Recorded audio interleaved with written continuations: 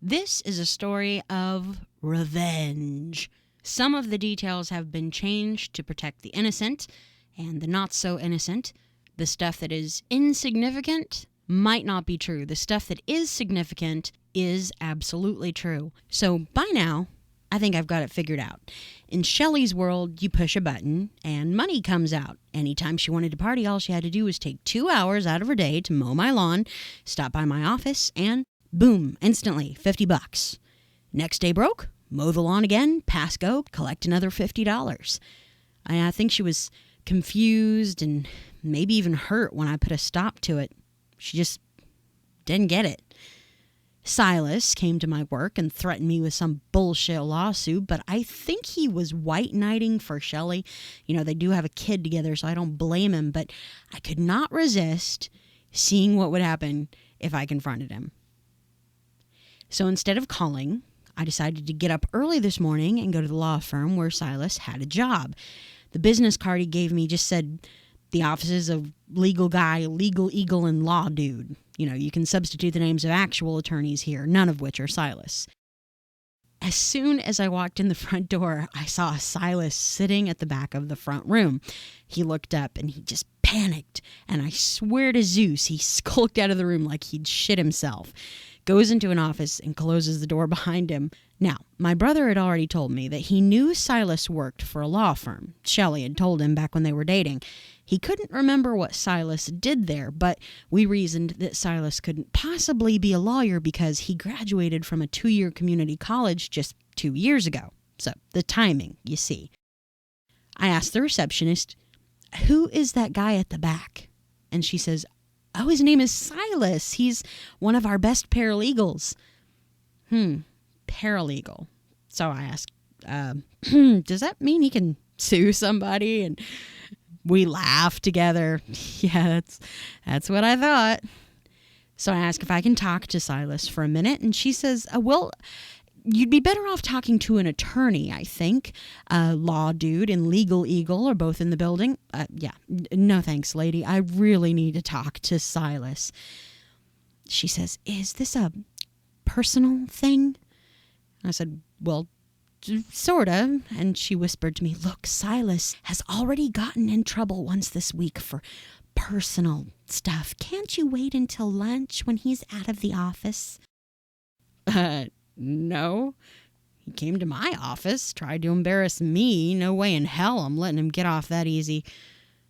Now, if I had thought ahead of time, I would have taken the entire day off, but I could only wait about half an hour for him to come back to his desk. Yeah, I'm a sucker. I waited for him, but he stayed put in that closed office, and I had to get to work myself. So, brilliant idea, I wrote a note for the receptionist to give to Silas. It said, I'll be back at 12:45 on my lunch break. If you're busy or gone, I'm sure one of the attorneys here can help me instead. He showed up at my office at 12:20. He closed my door, sits down, looks like he's about to cry. He couldn't even look at me, but he mumbled about how he's trying to spend more time with his son, and he believed some things that weren't true, and how very sorry he was, and how his life was falling apart. He said he's trying to get custody of his kid, but it's hard to do because, 1, he's trying to go back to school, which takes time and money, and 2, he's not a woman. His words, not mine. Yeah, he'll make a very good lawyer someday. That almost made me cry. So we started talking about the truth, the whole truth, and nothing but the truth. I told him how Shelley had mowed every few days, and I wasn't going to pay her for that last day. She didn't do shit except sit in her car for an hour. And then he says, oh, yeah, that's my fault. See, she called me while she was waiting for you that day, and she was in a panic because she'd been seen breaking into your house, and... Wait. What? She told you she broke into my house?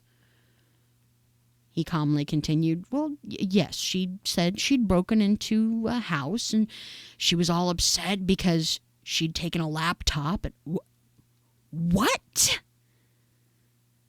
He said, oh, calm down, calm down. She put the laptop back, but she was upset because the neighbors had seen her climb through a window and she was worried that she might get arrested.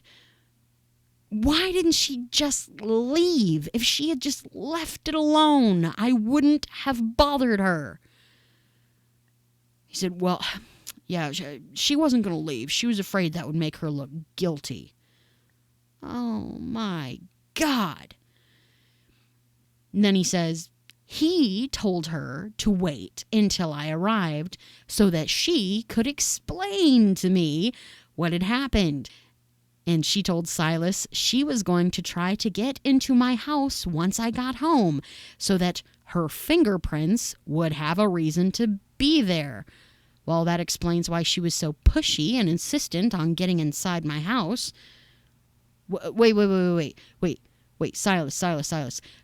How did she put the laptop back in my house? She went through the window twice. She said she left the front door open so then she could say that you left your front door open and that's why your laptop was missing. I told her that wasn't a good idea. You told her it wouldn't be a good idea. It probably wouldn't be a good idea. No shit, Sherlock. At this point, I really, really want to hit this guy. But I managed to stay polite, and I asked him nicely, Silas, would you mind telling the police that Shelley admitted to you that she went through my window? Now, I omit the part about the neighbors saying that they didn't want to get involved. I think that they'd seen Shelley's kid a few times that she mowed, and they felt bad for her, like I did. He says he doesn't want to make an already ugly situation even uglier. Yeah, that's real tough talk.